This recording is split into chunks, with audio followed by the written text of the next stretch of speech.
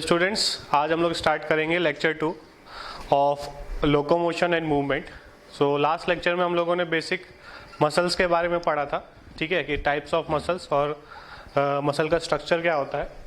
आज हम लोग देखेंगे अबाउट मसल कॉन्ट्रैक्शन, ठीक है, मैकेनिज्म ऑफ मसल कॉन्ट्रैक्शन, कि मसल्स कैसे काम करते हैं, कैसे कॉन्ट्रैक्ट और कैसे रिलैक्स होते हैं, ठीक है। ये बहुत इंपॉर्टेंट टॉपिक है इस चैप्टर का, इसमें से बहुत बार क्वेश्चन आते हैं, ठीक है। तो ये जो मैकेनिज्म है ये एक थ्योरी के थ्रू समझाया गया है, ठीक है। उस थ्योरी का नाम है स्लाइडिंग फिलामेंट थ्योरी, ठीक है। तो ये जो मैकेनिज्म है, ऐसा क्वेश्चन भी आ सकता है आपको कि किस थ्योरी के अकॉर्डिंग हम लोग मसल कॉन्ट्रैक्शन को पढ़ते हैं, किस थ्योरी के अकॉर्डिंग हम उसको समझते हैं, ठीक है। तो स्लाइडिंग फिलामेंट थ्योरी है, किसने दिया था? Huxley and Henson. दो हक्सले है, AF हक्सले हेंसन, ठीक है। तो ऑप्शन में हक्सले एंड हेंसन ऐसा ऑप्शन आ सकता है, ठीक है। तो ये हमको याद रखना है किसने दिया था, थ्योरी का नाम याद रखना है, ठीक है। According to sliding filament theory, contraction of a muscle fibre occur by sliding of the thin filaments actin over the thick filament myosin, ठीक है। तो इसका ऐसा माना जाता है कि इस थ्योरी के अकॉर्डिंग ऐसा कहना है कि जो एक्टिन है वो मायोसिन के ऊपर स्लाइड करता है, जिससे कॉन्ट्रैक्शन होता है। तो बेसिक हम लोगों ने स्ट्रक्चर्स जो है लास्ट लेक्चर में पढ़े थे। एक्टिन क्या होता है, मायोसिन क्या होता है, मायोसिन में हेड होता है, टेल होता है, ठीक है। तो कैसे होगा, स्टार्टिंग कैसे होगी? अगर आप देखोगे कि न्यूरॉन है, ठीक है, आपको मान लो कि अपने हाथ को उठाना है, ठीक है। आप बैठे हुए हो, आपका हाथ जो है वो रेस्टिंग कंडीशन में है और आप चाहते हो कि आप अपने हाथ को उठाओ, ठीक है। तो हाथ को उठाने के लिए आपके ब्रेन को सिग्नल भेजना पड़ेगा टू द मसल्स, ठीक है। तो वो सिग्नल कैसे जाएगा? तो न्यूरॉन से सिग्नल गया, ठीक है। ये जो जंक्शन है जहां पर न्यूरॉन, देखो जहां से ब्रेन से स्पाइनल कॉर्ड के थ्रू न्यूरॉन जो है मान लो यहाँ तक आ रहा है, यहाँ से ये वाला मेरे को ऐसे उठाना था, ठीक है। तो जहां पर न्यूरॉन एंड हो रहा है और मसल स्टार्ट हो रहे हैं, मसल फाइबर स्टार्ट हो रहा है, उसे हम बोलते हैं न्यूरोमस्कुलर जंक्शन, ठीक है। उसको हम क्या बोलते हैं? Neuromuscular junction. ये जो आपको देखने को मिल रहा है, ठीक है, ये मसल फाइबर है और ये आपको पता है कि एक्सॉन है और वो यहाँ पर एंड कर रहा है। तो जो भी सिग्नल है वो यहाँ पर देगा, ठीक है। ये उसी चीज को जूम करके दिखाया हुआ है, axon of motor junction, neuromuscular junction हम इसको दिखा रहे हैं। और यहाँ पर ये मसल का पार्ट है जिसमें मायोफाइब्रिल्स है, ठीक है। तो क्या होगा, यहाँ पर साइनेप्टिक वेसिकल्स है जिसके अंदर न्यूरोट्रांसमीटर होगा और वो न्यूरोट्रांसमीटर रिलीज होंगे। An impulse from CNS reaches to the neuromuscular junction, ठीक है, जिसको हम मोटर एंड प्लेट भी बोलते हैं, ठीक है। तो जो सेंट्रल नर्वस सिस्टम से जो इंपल्स जा रहा है वो हमारे मोटर प्लेट के पास पहुंचेगा, ठीक है, वाया मोटर न्यूरॉन, ठीक है। तो CNS जो है वो सिग्नल देगा न्यूरोमस्कुलर जंक्शन पे, ठीक है। और जो बीच में न्यूरॉन काम कर रहा है, इस न्यूरॉन को हम मोटर न्यूरॉन बोलेंगे, ठीक है। न्यूरोमस्कुलर जंक्शन क्या है? Synapse between A motor neuron and sarcolemma of muscle fibre, ठीक है। तो ये जो जंक्शन है इसको हम क्या बोल रहे हैं, इसमें क्या इन्वॉल्व है? ऊपर की तरफ हमारा न्यूरॉन है जिसको हम मोटर न्यूरॉन बोल रहे हैं और नीचे की तरफ हमारा मसल फाइबर है, उसका एक सार्कोलेमा इन्वॉल्व है, ठीक है। A motor neuron, a muscle fibre continuously makes a motor unit, ठीक है। ये कुछ टर्मिनोलॉजी हमको याद रखना है।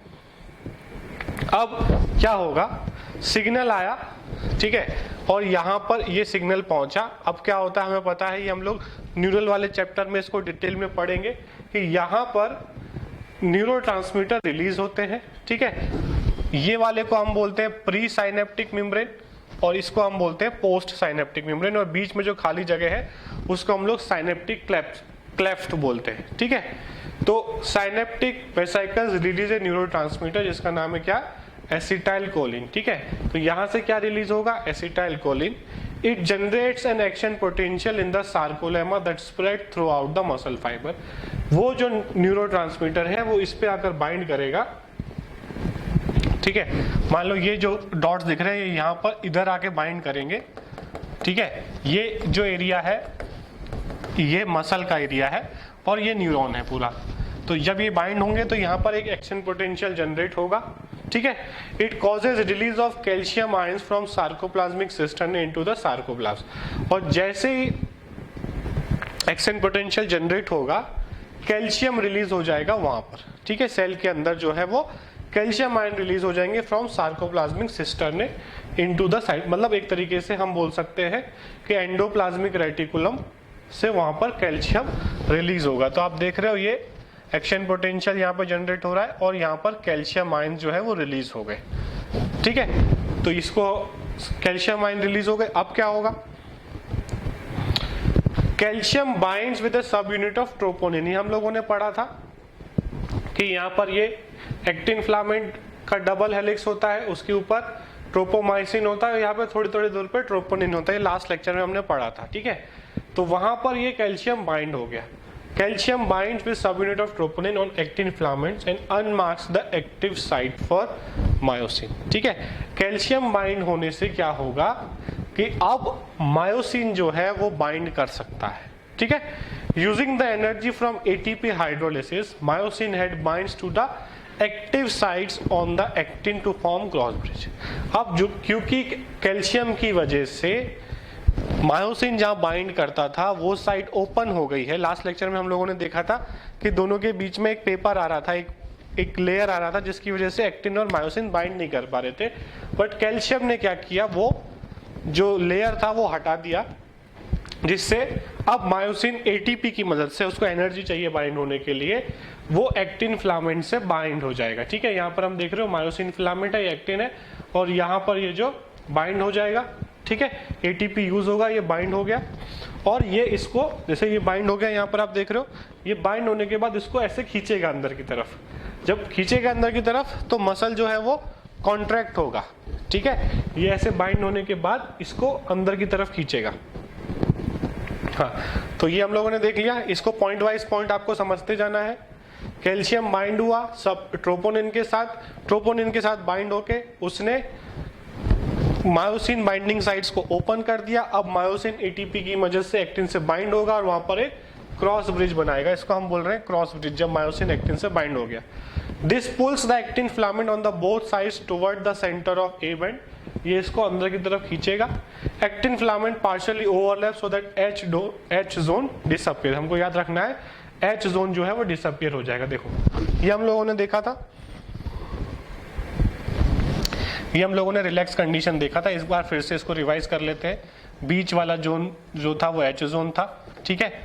ये जो ओवरलैपिंग रीजन था, ठीक है, ये वाला जो रीजन था, this is I band, this is I band, ठीक है। ये हम लोगों ने देखा था। यहाँ पर ये जो बीच में लाइन होती है इसको हम लोग एम लाइन बोलते हैं, ठीक है। तो अब जब ये मायोसिन्स एक्टिन से बाइंड हो गए, यहाँ पर आप देखोगे ये जब इससे बाइंड होंगे ऐसे, ठीक है, ये इससे बाइंड होके ऐसे और इसको अंदर की तरफ खींचेंगे। ये वाले जो रीजन्स हैं ये अंदर की तरफ आएंगे, ये अंदर की तरफ आएंगे, तो एच जोन जो है वो डिसअपीयर हो जाएगा। ये क्वेश्चन आता है कि कौन सा जोन डिसअपीयर होगा, एच जोन जो है वो डिसअपीयर हो जाएगा, ठीक है। The Z line attach to actin is also pulled inwards. इसको हम लोग इस वाले को जेड लाइन बोलते हैं। अब ये भी अंदर की तरफ खींचेगा, ठीक है। It causes the shortening contraction of sarcomere, sorry, ठीक है। तो जो सार्कोमियर है इसको पूरे को हम लोग एक सार्कोमियर बोल रहे हैं, ठीक है। इसको पूरे को हम लोग एक सार्कोमियर बोल रहे हैं। तो जब जेड लाइन अंदर खिसकेगा तो सार्कोमियर भी छोटा होगा। I band get shorten 20%। ये जो आई बैंड यहाँ पर आप देख रहे हो रिलैक्स कंडीशन में, और यहाँ पर देखोगे तो आई बैंड छोटा हो गया। कितना छोटा हो गया? 20% छोटा हो गया है। A band retains the length. A band में कोई भी चेंज नहीं आएगा, ठीक है। ए बैंड वैसे का वैसा ही रहेगा, ठीक है भाई, ये समझ में आ गया। तो एच फिर से देख लेता हूं यहाँ पर पिछले स्लाइड में, एच जोन डिसअपीयर, ये हमको याद रखना है, ठीक है। जेड लाइन छोटा होगा मतलब सार्कोमियर भी छोटा होगा। आई बैंड 20% छोटा हो जाएगा और ए बैंड जो है वो उसमें कोई डिफरेंस नहीं आएगा, ठीक है। तो ये हमको याद रखना है कि ए बैंड में कोई भी चेंज नहीं आएगा, ए बैंड उतने का उतना ही रहेगा। उसके बाद myosin releases the ADP and Pi and goes back to its relax state and new ATP bind. अब मायोसिन से एडीपी जैसे बाइंड हो गया तो एडीपी यहाँ से आप देख रहे हो कि निकल जाएगा, ठीक है, सॉरी।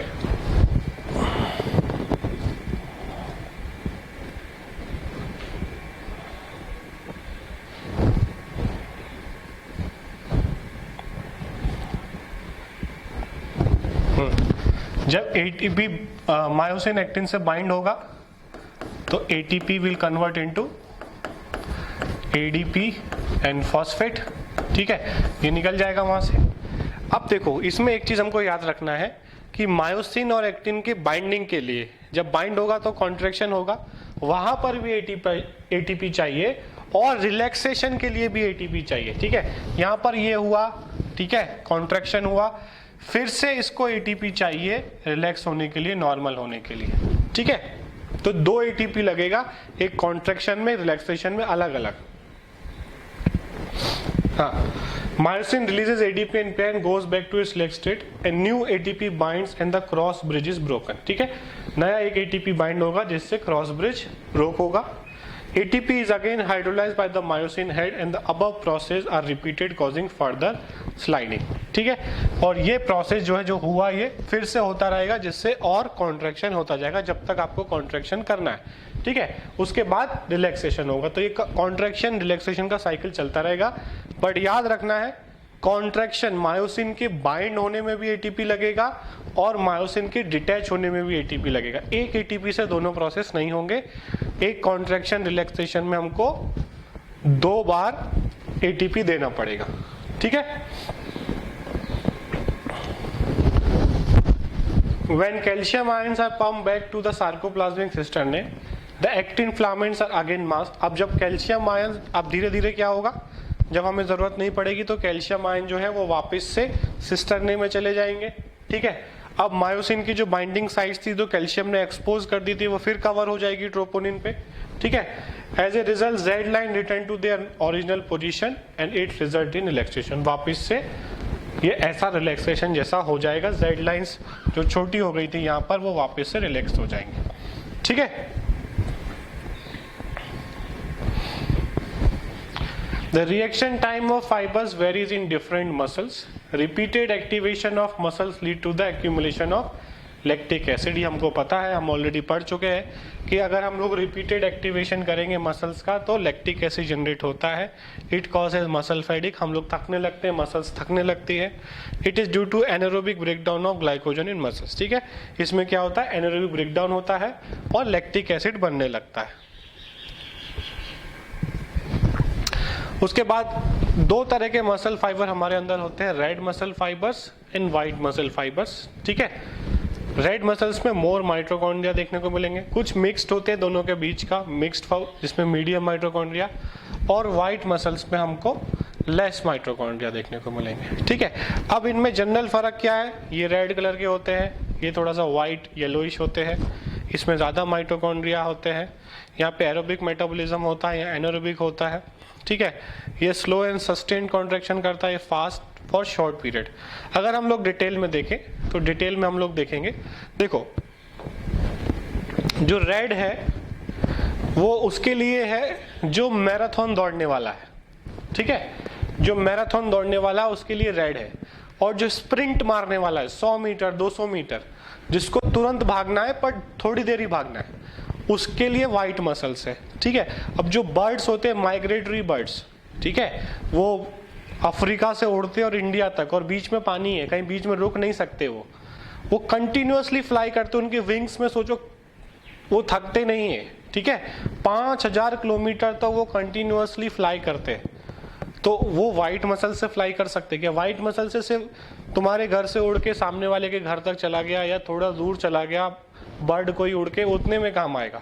बट अफ्रीका से उड़ के इंडिया तक, उसके लिए जो है वो रेड मसल्स होते हैं, ये स्लोली काम करते हैं बट कंटिन्यूअसली काम करते हैं, ठीक है। तो ये एक तरह से मैराथन में काम आएगा और ये स्प्रिंट में काम आएगा, ठीक है। डिफरेंसेस हम लोग देख लेते हैं यहाँ पर।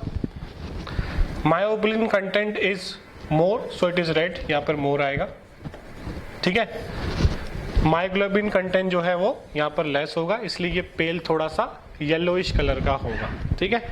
Sarcoplasmic reticulum is less extensive, ठीक है, और सार्कोप्लाज्मिक रेटिकुलम इज मोर। इस सार्कोप्लाज्मिक रेटिकुलम क्या है, मसल के अंदर जो एंडोप्लाज्मिक रेटिकुलम होता है, ईआर जो होता है, उसका नाम सार्कोप्लाज्मिक रेटिकुलम हो जाता है ये ईआर ही, ठीक है। सिर्फ मसल में इसको सार्कोप्लाज्म होता है, सार्कोलेमा होता है, इसलिए इसको सार्कोप्लाज्मिक रेटिकुलम बोलने लगते हैं, ठीक है। और यही कैल्शियम रिलीज करता है और बाद में यही वापस से अपटेक कर लेता है। तो इसका बहुत इंपॉर्टेंट रोल है in contraction relaxation. Blood vessels are more extensive, क्योंकि ये कंटिन्यूसली काम करना है, यहाँ पर less extensive. Mitochondria more in number, बहुत ज़्यादा माइटोकॉन्ड्रियाज होंगे, यहाँ पर कम होंगे, ठीक है। Response is slow with long latent period, ठीक है, रिस्पॉन्स स्लो है, धीरे धीरे काम करते हैं मसल्स, पर लॉन्ग टाइम तक काम करेंगे। ये रिस्पॉन्स इसका फास्ट होता है, फास्ट काम करते हैं, बट शॉर्ट लेटेंट पीरियड होता है। कॉन्ट्रैक्शन लेस पावरफुल होता है, ज़्यादा पावरफुल कॉन्ट्रैक्शन नहीं होता है, इसमें कॉन्ट्रैक्शन जो है वो ज़्यादा पावरफुल होता है। This muscle is involve in prolong and continued activity as it undergo sustained contraction, ठीक है। तो ये प्रोलॉन्ग एक्टिविटी के लिए है, ये प्रोलॉन्ग में काम नहीं करेगा बिकॉज इट रिलैक्सेस इमीडिएटली, ठीक है। इसमें फटीग जो है वो बहुत स्लोली होगा, ठीक है, थकावट जो है मसल्स में बहुत स्लो होगी, बट इसमें बहुत फास्ट हो जाएगी, ठीक है।